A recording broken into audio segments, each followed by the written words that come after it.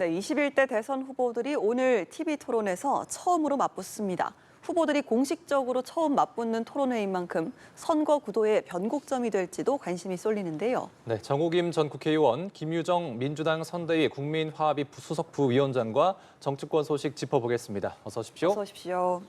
네, 이재명 후보 이야기부터 시작하겠습니다. 오늘 오전이었죠. 대통령 4년 연임제 또 결선 투표제 도입을 골자로 한 개헌 구상안을 공개를 했습니다. 국회 국무총리 추천도 개헌안에 반영할 것을 제안을 했고요. 이제 시점을 말하자면 2026년 지방선거나 또 2028년 총선을 제시를 했습니다. 개헌 관련 입장을 밝힌 게 이번이 처음이더라고요. 네, 이번 대선에서는 처음인데요. 사실 지난 대선에서도 비슷한 개헌안에 대해서 공약으로 밝힌 바가 있었죠. 네. 그런데 이제 그동안의 이 계엄, 내란 사태 이후에 정치권에서 개헌 이야기를 들고 나왔습니다마는 그때 당시 이재명 후보의 일성은 사실 이번 조기 대선은 내란 극복과 경제 회복 그리고 통합 미래로 가는 그게 주안점이 되어야 되는데 개헌 문제로 모든 이슈가 다 덮어버릴 수 있다라는 사실은 그런 우려가 있었던 겁니다. 그래서 그때 당시에 이제 그 개헌론은 좀 소강 국면으로 들어갔는데 더군다나 대선과 함께 국민투표를 실시하자라는 것은 물리적으로도 시간적인 제약이 너무 컸기 때문에 사실상 어려웠던 것인데 오늘 특히 이제 5.18 민주화운동 기념식에 입장하기에 앞서서 이런 이야기를 밝혔거든요. 그래서 대통령의 어떤 책임은 강화하면서 권력은 분산시키고 특히 윤석열 정권에서 가장 큰 문제점으로 대두됐던 대통령의 거부권 제한에 좀 제한을 둔다거나 또 국회의 어떤 계엄 저지를 위한 그런 권한을 강화한다거나 권력 구조의 개편이라던가 이런 것들은 사실상 내란 사태 때문에 얘기를 못했지만 지난 대선에 했던 공약을 연장선상에서 밝혔다는 점에서는 의미가 있다고 생각하고요. 특히 이르면 내년 지방선거, 그다음에 총선에서 국민투표에 붙일 수 있다라는 그 어떤 절차까지 얘기를 했기 때문에 저는 충분히 가능성 있는 이야기고 차제에 지난 공약을 어떤 이어간다는 측면에서도 국민의 신뢰를 담보한다는 측면에서 오늘 잘 얘기를 했다고 생각합니다. 예, 저희가 조금 전에 현장 연결해서도 보여드렸었는데요. 이제 5.18 민주화운동 기념식에 참석 후에 또 취재진과 만나서도 관련 목소리를 좀 들을 수가 있었습니다. 일단 개헌과 대선을 같이 가는 게 불가능하고 개헌보다 중요한 게 이제 내란 극복이다라는 국민적 목소리가 있다라는 것도 지적을 했고요. 그래서 누군가가 대선에 당선되면 이 부분에 대해서 국민적인 논의를 시작을 해야 된다라는 이야기까지도 저희가 들을 수 있었거든요. 사실은 윤석열 전 대통령 탄핵 선고 직후에는 개헌이 상당히 화두가 되었었습니다. 그래서 국민의힘 경선에서도 그랬고요. 그러다가 갑자기 이 개헌이 국민적 관심을 지금 많이 동력이 떨어진 상황인데 아마 그 이재명 후보로서는 지금 개헌을 화두로 던진다 해서 모든 이슈를 개헌이 잠식할 뿐만 아니라 그렇게 해도 본인의 승기에는 지장이 없다라는 정치적 판단을 한 것이 아닌가 이런 생각이 들고요. 개헌 투표 시점을 2026년 지방선거나 2028년 총선으로 구체적으로 제시했습니다. 예. 현실적으로 보면은 민주당이 지금 거대 과반을 확보한 상황인데다가 실제로 민주당과 결을 같이 하는 그러한 야당이 지금 190석이 훨씬 넘는 상황 아니겠습니까? 그런 상황에서 만약에 1987년 시스템을 개조한다면은 어떻게 보면은 지금이 개헌의 적기라고 생각하는 사람들이 상당히 많을 것 같습니다. 이런 부분도 고려한 것이라고 생각을 하는데요. 지금 몇 가지 내용을 보니까 4년 연임 결선 투표제. 사실 우리나라의 결선 투표제는 그것이 어떤 선거가 됐든 매우 필요한 투표제라고 생각하는 사람이 꽤 많을 것 같고요. 그다음에 국무총리를 국회에서 추천한다라는 내용이 들어있는데 네. 그렇다면은 지금 대통령 중임제를 하겠다라는 것인지 아니면은 이것이 의원 집정부제화 하겠다라는 것인지 그런 부분이 분명치가 않습니다. 그런데다가 헌법상 국무총리는 소위 정부 내지는 국무위원을 통할하는 것인데 과연 그런 국무총리의 권한을 어디까지 할 것인가 이제 구체적으로 들어가면 그렇다라는 것이고요.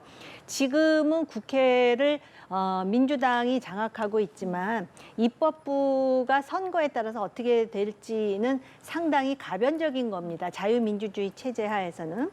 거기다가 이제 영장 청구권, 검찰의 영장 청구권 독점을 폐지하겠다라는 내용을 이제 제시를 했는데 이것 자체가 사실 이번 선거에서 얼마나 큰 변수가 될지는 좀 지켜봐야 되겠지만 지금 이제 선거가 며칠 남지 않았고 오늘 또 그 TV 토론이 있지 않습니까? 예. 그래서 아마 TV 토론의 주요 쟁점으로서 이슈를 선점한다라는 의도도 있지 않았나 이런 생각이 듭니다. 예, 오늘 저녁 8시에 열리는 TV 토론을 또 주목을 해봐야 될 것 같습니다. 자, 김문수 후보 이야기를 좀 넘어가 보겠습니다. 경제 공약을 발표했는데요. 규제 판가리를 이제 내세웠습니다. 각종 발전을 저해하는 규제를 완화하거나 혁파를 하겠다. 그렇게 함으로써 성장 동력을 이제 확보하겠다는 건데요. 구체적으로는 규제 혁신처라는 것을 신설하겠다고 했습니다. 이 부분에 대해서는 어떻게 보세요? 아마 이제 그 보수 정당으로서 지금 민생이라든지 경제 상황이 상당히 변곡점에 와 있는 상황에서 성장을 모멘텀으로 만들기 위해서는 규제를 상당히 혁파해야 된다. 그러기 위해서는 규제 판가리를 위한 규제 혁신처가 필요하다. 네. 해서 이제 그걸 신설하겠다라고 제시를 한 것 같습니다. 그러면서 포퓰리즘식의 현금 살포가 아닌 구조를 개혁하겠다라는 것이 이제 원래의 의지인 것 같습니다. 근데 사실은 지금 21세기고 새로운 첨단 기술이 계속 대두되는 상황에서 뭔가를 나눠주고 현금을 살포하고 이거 자체의 효과는 상당히 회의적인 것은 맞는데 그 규제와 인프라 미래 산업 전략의 3대 개혁을 약속하면서 이러한 그 미래지향적인 공약을 제시했다라는 것은 유의미하다 네. 이렇게 생각할 수가 있습니다. 그런데 이제 그 사실은 우리는 이렇게 뭔가를 개혁하려고 그러면 일단 부처를 만들지 않습니까? 근데 이 부처를 만드는 일에 대해서는 아마 유권자 입장에서는 이거에 대해서는 좀 회의적인 생각을 하는 사람들도 꽤 있을 것이다. 그러나 규제 자체를 혁파한다라는 것을 하나의 중요한 공약으로 제시했다라는 것은 의미가 있다 이렇게 보입니다. 예. 제 내용적인 부분은 좀 긍정적인 면이 있다고 언급을 하셨는데요. 규제 혁신처를 신설하겠다고 하는데 이 부분이 앞으로 좀 어떻게 좀 문제가 될까요?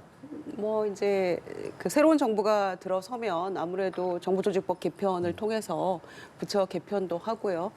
다양한 이제 그 아이디어를 가지고 공약을 내놓기도 하는데 저는 이제 규제 혁파, 뭐 규제 판가리 이런 김문수 후보의 이야기를 듣는 순간 윤석열 정권, 실패한 윤석열 정권의 그 이권 카르텔 타파해야 된다 이런 얘기가 먼저 딱 떠오르더라고요. 그래서 거의 뭐 지금 선대위 구성도 그렇고 국민의힘의 어떤 권력의 어떤 역학관계를 봐도 그렇고 윤석열 정권과 어떤 차별화가 될 것인가라는 의구심이 있습니다. 그래서 굉장히 좀 공허하게 들렸고요. 지금 경제 실패 마이너스 성장으로 가고 있는 이 길목에서 특히 고용노동부 장관을 지내고 경사노위 위원장을 지낸 김문수 후보는 거기 책임에서 자유로울 수 없다고 생각하거든요. 그런 점에서 지금 전혀 윤석열 정권하고 차별화가 안 느껴지는 이런 경제 정책이 굉장히 공허하고 큰 의미가 있을까 이런 생각마저 들거든요. 네. 그래서 물론 이런 후보들의 어떤 좋은 정책이나 아이디어 공약 같은 거는 이재명 후보도 귀담아 듣고 그걸 또 수용할 것은 수용하고 이렇게 가야 되겠습니다만은 2023년 기준 국세청 자료를 바탕으로 보면은 월 수입 100만 원 미만의 자영업자가 900만에 육박하고 예. 지금은 아마 경제 사정이 더 어려워졌기 때문에 2년 후인 지금은 아마 더 열악한 상황으로 가는 거 아니겠습니까? 그래서 소상공인 자영업자들의 어떤 그 절규 이런 부분에 있어서 과연 그게 규제 혁신 타파 이것만으로 민생의 고통을 이거를 좀 극복하고 하는데 어떤 실질적인 도움이 될 수 있을 것인가 그런 점에서 굉장히 레토릭 같고 윤석열 정권과 차별화되지 않은 그런 공허함이 많이 느껴진다 이렇게 생각합니다. 알겠습니다. 오늘 저녁에요. 주요 대선 후보 4명이 첫 TV 토론에서 격돌합니다. 일단 주제가 경제 분야로 시작을 하더라고요. 각 후보들의 전략은 좀 어떻게 예상을 하시는지 먼저 정전 의원께 여쭙겠습니다. 우선 이재명 후보로서는 대세를 굳혀야 되는 상황이고 경제 정책과 관련해서 본인은 중도 보수임을 표방했고 중도 보수에 걸맞는 경제의 대전략이 무엇인지를 오늘 이제 제시해야 되지 않겠습니까? 그런데 그 중도 보수임을 표방하면서 사실은 그 논란이 되고 있는 양곡 관리라든지 또는 노란 봉투라든지 물론 이제 금투세라든지 뭐 그러한 다른 그 주제에 대해서 상당히 유연성을 보이긴 했지만 부동산 정책에 대해서도 그 세금과 관련해서 굉장히 유연한 입장을 지금 취하는 것 같은데요. 이것을 또 돌려서 보면은 무조건 표가 되는 쪽으로 지금 정책을 하다 보니까 앞뒤가 맞지 않는, 그러니까 큰 방향이 성장인지 아니면은 그냥 나눠주는 것인지 지금 이러한 그 뭐라 그럴까 집단적으로 세력의 목소리가 큰 사람들에 대해서는 굉장히 그 사람들의 소구에 맞는 그런 정책을 펴는데 실제로 세력화되지 못한 자영업자라든지 또는 그 조직화된 노조에 속하지 않은 그런 노동자라든지 사실은 그런 부분에 대해서 좀 더 관심을 보여야 될 정당이 민주당이거든요. 그래서 그런 차원에서 아마 공격을 하려고 할 것이고요. 특히 이준석 후보로서는 나름대로의 자기의 어떤 경제관이 있을 것이고 또 달변인데다가 그동안 토론에 있어서 나름대로 실력을 보여줬는데 거기에 비해서 지금 대선에서 이렇게 치고 올라오는 그 동력이 상당히 기대보다 그렇게 높지 않은 상황에서 과연 이번 그 토론을 통해서 두 자릿수 지지율을 확보하며 나아가서 15%까지 확보할 것인가라는 대과제가 있거든요. 네. 또 김문수 후보의 경우에는 실제로 지금 국민의힘이라는 그 정당이 주는 그 한계를 지금 어깨에다가 짊어지고 경제 정책에 대해서 이야기해야 되는데 본인이 이제 그동안 얼마나 공부를 해왔으며 그다음에 윤석열 전 정권의 어떤 그 경제 정책과 관련해서 또 비판도 같이 이제 대응해야 되는 그런 어려운 숙제에다가 2등으로서 지금 1강 1중 1약이라는 그러한 그 어떤 뭐라 그럴까 상당히 불명예스러운 일입니다. 집권 여당을 한 정당의 후보로서 그래서 그걸 어떻게 이제 헤쳐나가느냐를 보는 것이 오늘의 관전 포인트가 된다 이렇게 생각합니다. 예, 대세를 굳히려는 이재명 후보 그리고 여러 가지 좀 본인의 한계에 부딪히고 있는 김문수 후보 그리고 또 본인 장점을 살려서 칼을 갈고 있는 이준석 후보 등등을 좀 이야기해 주셨고요. 오늘 후보들의 전략 어떻게 예상을 하시나요? 이게 사자 구도 아닙니까? 토론은 네 분의 후보가 참여를 하는 거기 때문에 저는 생각보다 이렇게 맹렬하게 서로 뭐 이렇게 소위 치고받고 할 만한 시간이 물리적으로 조금 부족할 것도 같아요. 네. 이게 삼자 구도가 아닙니다. 우리가 세 분의 후보만 계속 얘기를 해서 그런데 그런 물리적인 시간의 한계가 있다라고 생각하고요. 다만 이제 경제 관련한 이슈의 토론이긴 합니다만은 어쩌면 전반적으로 확대될 수도 있겠죠. 네. 그래서 딱히 경제에만 국한되는 얘기뿐만 아니라 다른 얘기도 아울러서 할 수 있다라고 생각하고요. 그러나 워낙 지금은 이 선거운동 방식이 다양하게 특히 뭐 유튜브든 SNS든 다양한 활용을 통해서 후보들이 이미 많이 노출이 돼 있는 상태라서 이 공식적인 선관위 주제의 토론회 자체가 크게 그렇게 승패를 좌우할 것 같지는 않습니다. 그런 점에서 이재명 후보는 실수하지 않는 것 그리고 특히 이번 선거운동의 캠페인의 어떤 방향이라고 할까요? 그게 이제 경청하는 거라서 나머지 세 후보의 어떤 그런 공약이나 경제정책의 방향이나 이런 것들에 대해서도 잘 듣고 수용할 건 수용하고 뭐 이런 방향으로 가지 않을까 생각합니다. 그런 점에서 이준석 후보가 역시 이번 토론회를 통해서 뭔가 어떤 모멘텀, 반전의 모멘텀을 좀 잡으려고 하는 거는 가장 클 것 같아요. 그래서 어떤 후보를 타겟으로 해서 공격을 할 것인가가 예. 조금 관전 포인트가 될 것 같고요. 왜냐하면 사실 선관위 주재로 공식 토론회가 3번인데 이번 토론이 마지막 한 번 남은 공표할 수 있는 갤럽 기준으로 마지막 그 반영할 수 있는 처음이자 마지막 토론회가 되거든요. 그러니까 다음 주 한 번의 여론조사가 남아 있는데 그래서 거기에 어떤 적극적으로 반영하기 위해서는 이준석 후보로서는 오늘이 굉장히 본인에게 중요한 어떤 토론의 기회가 될 것 같고 이재명 후보로서는 아무래도 1위 후보로서의 어떤 안정감 그리고 경청하는 자세 예. 이런 것들에 주안점을 두지 않을까 생각합니다. 예. 두 분 모두 오늘 저녁에 있을 TV 토론이 어떤 변곡점이 될 수 있다. 이런 언급을 좀 해주셨습니다. 자, 이런 한편 국민의힘을 탈당한 김상욱 의원이 오늘 민주당이 더 건강한 정당으로서 모든 국민을 위한 성공한 정부가 돼야 한다면서 민주당 입당을 이제 선언을 했습니다. 앞서 개혁신당 정책위 의장을 지냈었던 김용남 전 국민의힘 의원도 이재명 후보를 지지를 선언을 했는데요. 지금 이런 상황을 어떻게 보고 계십니까? 이제 넘어가는 상황인데요. 그러니까요. 저는 이 국민의힘에서 아무래도 내란 사태에 김문수 후보는 마지못해 계엄에 대해서 2번 사과를 했습니다만 그것도 계엄 자체에 대한 사과인지 아니면 다른 것인지 말돌리기인지 좀 애매모호한 사과를 했습니다. 그러면서 정작 이 내란 자체에 대한 사과도 없었고 또 탈당한 윤석열 전 대통령도 그 자체에 대한 어떤 대국민 사과도 없이 그냥 탈당만 했거든요. 근데 그런 점에서 상당히 어려운 상황에서 이 선거를 치르고 있는데 그래서 빅텐트 했고 네. 뭐 여러 가지 지금 뭐 통합 행보를 하려고 노력을 합니다만 굉장히 떼내진 감이 있죠. 예. 반면에 민주당에서는 저는 빅텐트를 넘어서 어떻게 하다 보니까 메가 텐트가 되어가고 있는 게 아닌가 생각해요.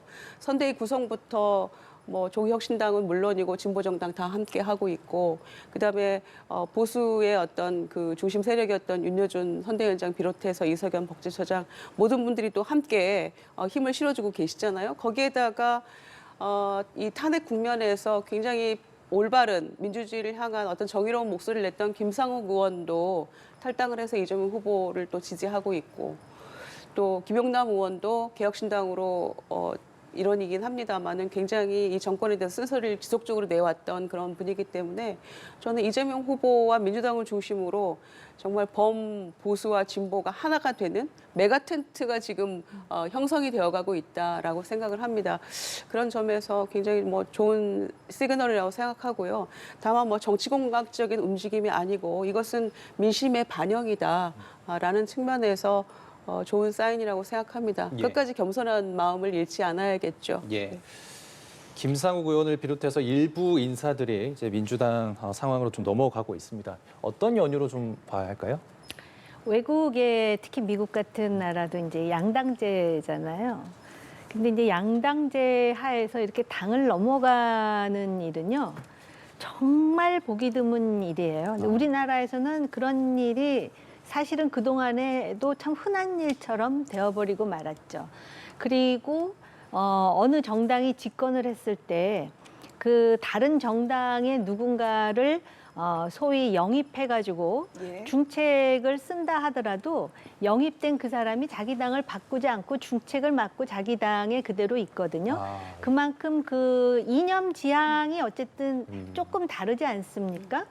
그런데 이제 이 두 사람의 경우에 대해서 저는 현실적인 얘기를 해보자면 인간적으로 오죽하면 갔을까 싶어요. 왜냐하면은 개인들이 또 그 당 안에서 그 구조적 폭력을 당하기도 했고 저는 그거는 개인적으로 이해는 할 수 있어요. 근데 아까 김 의원님이 메가 텐트 말씀하셨는데 제가 들으면서 이 경우는 메가 텐트라기보다는 그냥 빅 텐트 안에 들어간 거 아닌가 이런 생각을 개인적으로 해봤고요. 예. 이렇게 승자의 어떤 그러한 그 정치 세력에 밴드웨건 했다라는 생각이 솔직히 들어요. 왜냐하면 본인이 정말 그 당이 지향하는 이념에 대해 소명감이 있고 분명히 잘못된 사람들이 있으면 내가 희생을 하더라도 이걸 좀 바로잡는 역할을 하겠다라고 생각하는 사람들이 정치를 해야 되는 거 아닌가라는 생각. 제가 너무 여유를 부리는 이야기인지는 모르겠지만 그다음에 그만큼 국민의 힘이 정말 무기력해졌다라는 걸 또 방증하는 측면이고요. 그다음에 이렇게 되는 배경에 더 현실적인 얘기를 하자면은요. 이거는 우리나라의 공천제와도 연결이 돼 있어요. 자기가 그 지역의 그 주민들로부터 자기가 평가를 받아서 자기가 그 주민들에 의해서 평가받는 시스템이라면 이렇게 당을 옮길까요? 결국은 그 당의 권력에 의해서 공천이 되는데 내가 이렇게 쓴소리를 하거나 또는 당 권력과 생각이 다른 행동을 하면 나중에 공천받지 못한다는 인간적인 두려움도 있지 않았을까요? 착잡하죠, 이런 네. 상황이. 네, 이제 좀 뼈아픈 말씀을 좀 해주셨습니다. 이번에는요, 윤석열 전 대통령 탈당 이야기도 해보겠습니다. 우선 어제 각 당과 또 후보자들의 목소리 듣고 오시겠습니다.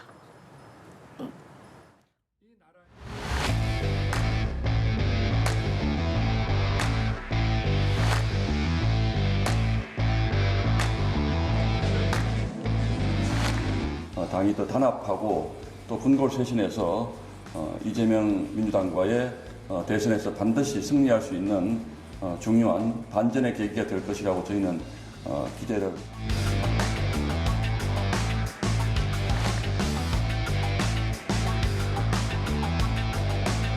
당이 더 단합하고 더 혁신해서 정말 국민의 뜻에 맞는 그런 당으로 그런 우리 선거운동도 그런 대통령이 될 수 있도록 노력을 하겠습니다.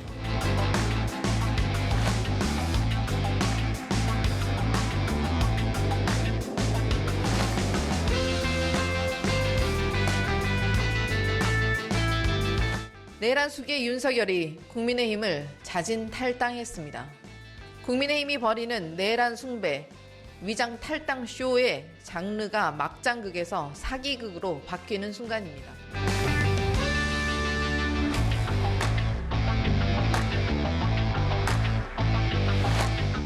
제명했어야죠. 좀 나가주십시오 부탁을 하니까 국민의힘의 승리를 바라면서 잠깐 나가 있겠다, 응원한다 이렇게 얘기를 하고 있는데 뭐 그럴 거면 뭐하러 탈당을 했는지.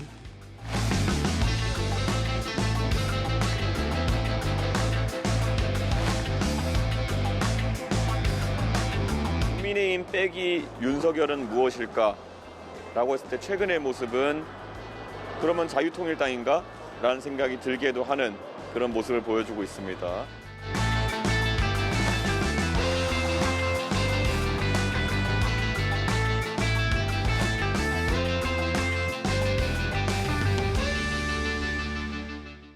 네, 윤 전 대통령 탈당과 관련한 목소리들 듣고 오셨습니다. 국민의힘을 탈당을 하면서 김문수 후보에게 힘을 모아달라, 꼭 투표장에 나가달라 이런 당부를 남기기도 했는데요. 사실 당의 입장에서 봤을 때 김용태 비대위원장이 뭐 탈당을 부탁을 하기도 하겠다 이런 이야기도 있었고 당의 입장에서는 좀 한숨 돌렸다라고 볼 수도 있을 텐데 어떤 윤 전 대통령의 탈당이 김문수 후보에게 반전의 계기가 될 수 있을까요?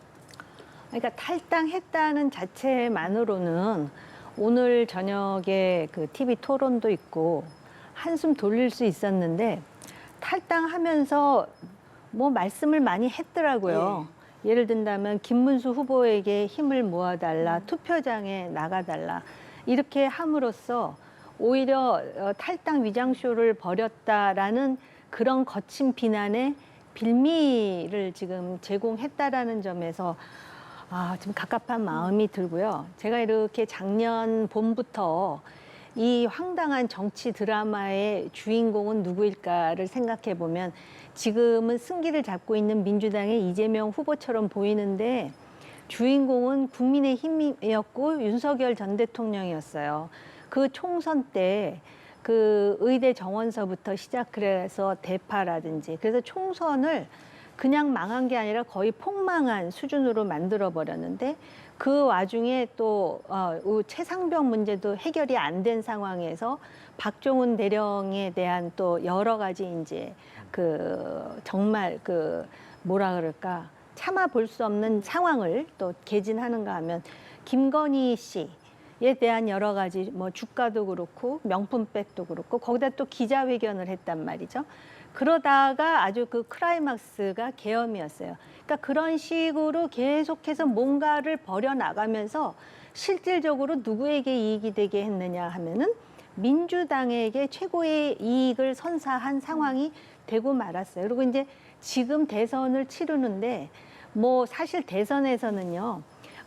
그 상황이 어떻든 우리가 잘하고 있습니다라고 막 서로 자기 체면을 걸어가면서 그 사력을 다하는데 이 탈당이 상당히 중요하다. 탈당이 안 되면 출당이라도 해야 된다라는 일련의 그런 작은 분위기가 있었는데 그리고 젊은 비대위원장이 등장해가지고 그거를 자기가 이제 촉대를 맺는데 전 대통령 스스로 탈당을 하면서 여기다가 김문수 후보에게 힘을 모아달라, 투표장에 나가달라 이렇게 말을 함으로써 이 국민의힘에는 윤석열 전 대통령의 그림자가 그냥 드리워져 있는 상태가 아니라 아주 그림자 자체로 아직까지 잔존한다라는 모습을 보여줬는데 모르겠어요. 저는 이게 선거에 도움이 될지 제 생각으로는 안 될 것 같은데 그래서 탈당을 하긴 했는데 효과가 얼마나 있을지에 대해서 참 걱정하는 사람들이 많은 것 같습니다. 네, 김문수 후보에 대한 지지를 당부하는 이런 메시지들이 오히려 도움이 좀 안 될 수도 있다 이런 부분을 좀 지적을 해주셨는데요. 사실 오늘 같은 경우는 이제 저녁에 대선 후보 토론이 있는데 그 전에 어제 오전에 탈당을 했다라는 건 어떤 이런 부분에 대해서 선제적인 공격을 좀 차단하기 위한 의도가 아니냐 이런 이야기도 있더라고요. 그런 위기감도 있었겠죠. 그런데 차단이 되겠습니까? 제가 보기에는 오히려 윤석열 전 대통령이 김건희 씨와 함께 김문수 후보의 상임 공동 선대위원장으로 등극한 느낌이에요. 그러니까 본인의 어떤 잘못에 대해서 조금도 사과하는 마음도 없고 사람 고쳐서 못 쓴단 말이 맞는 것 같고요. 김건희 씨 같은 경우에도 지난번에 공천개입 관련된 검찰 소환에 대해서 본인이 소환에 응하면 대선에 뭐 영향을 줄 수 있기 때문에라는 그런 놀라운 인식 체계를 보여줘서 우리가 모두 경악하지 않았습니까? 그런 측면에서 부부가 공동으로 상임 선대위원장으로 취임한 것 같은 느낌이다라는 생각이고요. 특히나 이 탈당 문제는요. 12.3 계엄 직후 혹은 적어도 4월 4일 날 헌재에서 파면 선고 난 직후에 국민의힘에서 선제적으로 제명시켰어야지 맞다고 생각합니다. 너무 늦었고요. 그것도 마지못해 무슨 정중히 탈당을 권유한다는 신임 비대위원장의 어떤 일성이랄지 이런 거 보면서 미스코리아 출전합니까? 미용실 원장님의 권유로 출전합니까? 이건 조금도 국민에 대해서 죄송한 마음도 없고 본인이 지금 무슨 일을 저질렀는지에 대한 일만의 반성도 없고 달라지지 않았다는 저는 그런 모습이라고 보기 때문에 사실 저는 국민 대다수의 마음은 탈당을 하든지 말든지 일 거라고 저는 생각해요. 그런 점에서 지금 영남권에서의 어떤 지지율이 조금 예전만 못하다는 김문수 후보의 위기감도 있고 뭐 그런 점에서 이렇게 했을지는 모르겠습니다만은 크게 대세인 지장이 없을 거라고 생각하고요. 무엇보다 본인의 잘못을 인정하지 않고 또 국민의힘도 특히 권성동 원내대표가 유임하면서 선대위원장을 하고 있잖아요. 그런 모습 보면서 5월 3일 날 후보가 된 이후에 딱 두 가지로 보름을 보내지 않았습니까? 한독수 전 총리와의 후보 단일화로 소위 당내 구테타라고 국민의힘에서 그런 얘기를 하더라고요. 그것 그리고 전 대통령의 탈당을 하냐 마냐 가지고 보름을 보내고 나서 보니 너무 시간을 많이 허비했다라는 그런 당혹감, 위기감이 들었기 때문에 이거 가지고 논란을 했는데 이제는 실기했을 뿐더러 국민들이 질린 거죠, 이미. 그래서 저는 큰 영향은 없을 거다. 본인들의 그냥 정신 승리하고 있다 정도로 생각합니다. 네. 사실 한편 이 윤 전 대통령과의 이제 절연을 주장해왔던 한동훈 전 대표 이 문제가 좀 남아 있습니다. 그 동안에 이제 뭐 SNS로만 이제 국민들과 소통을 해왔는데 당내에서 비판이 있었어요. 왜 안 나오냐? 좀 도움이 돼야 한다. 미국 하와이에 머무르면서 이제 당과 거리두기를 하고 있는 홍준표 전 시장 이야기도 계속 나오고 있고요. 설득을 하기 위해서 하와이로 특사단을 보내겠다. 이제 출국을 한다고 하는데요. 합류 설득이 좀 가능할까요?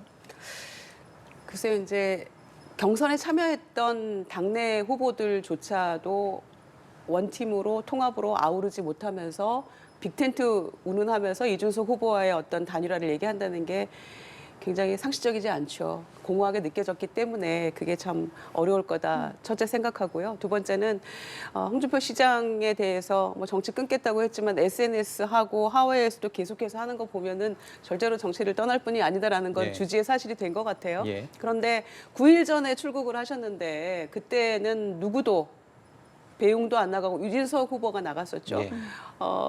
사람 귀한 줄 모르더라고요. 국민의힘에서는. 그리고 그런 말 있잖아요. 있을 때 잘하라고. 그때는 쳐다도 보지 않다가 이제 와서 하와이 특산지, 하와이 유람단인지 네 분이 간들 갑자기 마음이 돌아서겠습니까? 예. 그리고 그동안에 굉장히 쓴소리를 많이 SNS에 올려놓고 비판을 해왔던 홍준표 전 시장이기 때문에 그분들이 간다고 해서 마음 돌리고 그래? 그럼 가볼까? 이게 되겠습니까? 그러면 앞으로 정치의 미래는 더 없기 때문에 저는 만나기도 어렵지 않을까 이렇게 네. 생각하고요. 쉽지 않을 거라고 봅니다. 예. 한동훈 대표가 이제 국민의힘에 어떤 또 도움이 될지 또 앞으로 홍준표 시장이 합류를 할지 이런 부분들 마지막으로 전망 부탁드리겠습니다. 김문수 후보가 대선 후보잖아요. 그래서 그 누구보다도 김문수 후보가 잘해야 됩니다. 지금 윤석열 전 대통령은 탈당했고 그 선대위에서 석동현 변호사가 이제 빠진 것으로 네. 제가 언론 보도를 봤는데요. 그 수순도 상당히 신속하지 못한 것 같습니다. 김문수 후보는 그 무엇보다도 이번 대선에 최선을 다하되 향후 그 국민의힘의 미래에 대한 고민을 깊이 해야 될 것 같습니다. 내년에 지방선거가 있고 그 2년 후에는 총선이 있습니다. 그렇다면은 국민의힘이 다시 그 분연이 일어나기 위해서는 지금 어떤 스탠스를 취해야 될 것인가에 대해서 아직까지도 정답을 모른다면 국민의힘은 가능성이 없어요. 그런 차원에서 한동훈 전 후보도 전 대표죠. 예. 진작에 나서서 자기 소신껏 국민의힘을 살리기 위해서 최선을 다해야 될 것이고요. 홍준표 대구시장 설득을 위해서 특사단이 간다는 거에 대해서 저는 좀 개인적으로 황당합니다. 지금 김문수 후보를 위해서 여기서 사력을 다해도 지금 사람이 모자랄 판인데요.